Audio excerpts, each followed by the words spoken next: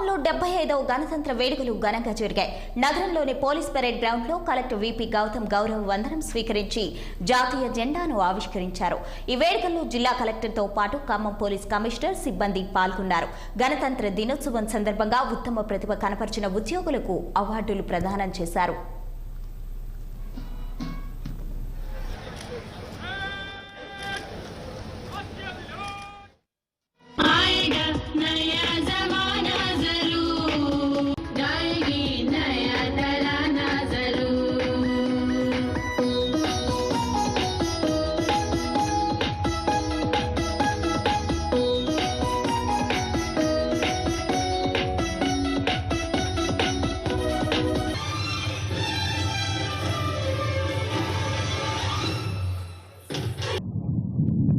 రైతు భరోసా పథకం తెలంగాణ రాష్ట్ర వ్యాప్తంగా రైతులందరికీ కూడా ప్రతిష్టాత్మకంగా అమలు చేయబోతున్నటువంటి పథకమే ఈ రైతు భరోసా.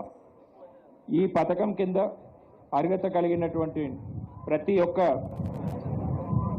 రైతుకి రైతు భరోసా కింద సొంత భూమి కలిగిన రైతులకే కాకుండా కౌలు రైతులకు కూడా 15,000 రూపాయలు ఇవ్వనున్నాం.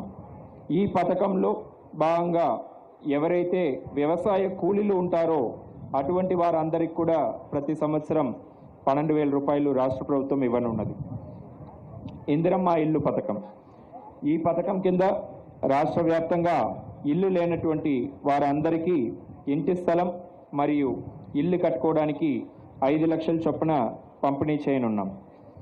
గృహజ్యోతి పథకం కింద అర్హులైన కుటుంబానికి 200 యూనిట్లు కరెంట్ని ఉచితంగా పంపిణీ చేయనున్నాం.